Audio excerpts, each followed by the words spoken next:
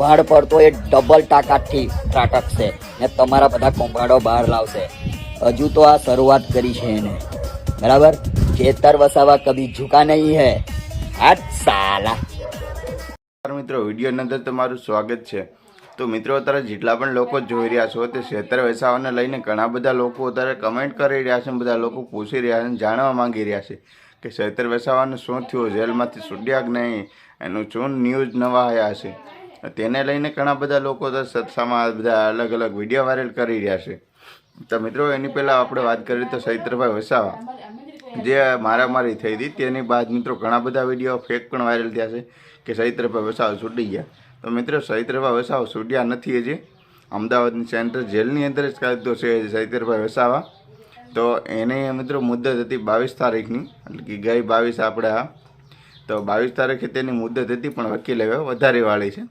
22માંથી હવે 5 તારીખ કરી વાળી છે. આવનારી 5 તારીખની મુદત સીધી કોર્ટમાં જશે. હવે તેને લઈને ઘણા બધા લોકો અત્યારે ચર્ચામાં બધા માહોલના વિડીયો વાયરલ થઈ રહ્યા છે. અને ચૈત્રભાઈ વસાવાને છોડાવવા માટે બધા લોકો ગુસ્સે થઈ ગયા છે. ખરેખર કે ચૈત્રભાઈ વસાવાને છોડાવવાના છે. તો તેને લઈને એક ભાઈ એવી પણ વિડીયો બનાવ્યો છે કે જંગલનો સિંહ હોય ને કે પાંદરે ન પૂરવાનો હોય ત્યારે આવશે તો બધાને આમ તડાબડી કરી નાખશે અને એને પાંદરો ન પૂરવાનો હોય. અમારા આદિવાસી સમાજનો કે સિંહ છે અને ડેડિયાપાડા મિત્રો છે, તેનો ધારાસભ્ય છે કે એમએલએ છે. તો ચાલો આખો એ ભાઈને ચૈત્રભાઈ વસાવા વિશે શું કહી રહ્યા છે, ચાલો આખો તમને એનો વિડીયો બતાવી દો. જેટલા પણ લોકો મિત્રો વિડીયો જોઈ રહ્યા છો તે બધા લોકો ચેનલ પર નવા હોય તો મિત્રો સબસ્ક્રાઈબ કરો.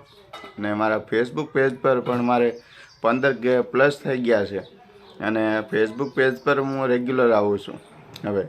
તો બધા લોકો પ્લીઝ પેજને ફોલો કરજો, ચેનલ પર હોય તો સબસ્ક્રાઈબ કરજો અને વિડીયો સારો લાગે તો લાઈક કરજો. અને કમેન્ટ બોક્સની અંદર બતાવો મિત્રો કે તમે કોના સપોર્ટમાં છો, ચૈત્રભાઈ વસાવાના કે પછી સંજય વસવાના કે પછી અન્ય બેન છે એની સાથે પહેલાં મારામારી થઈ હતી એના સપોર્ટમાં.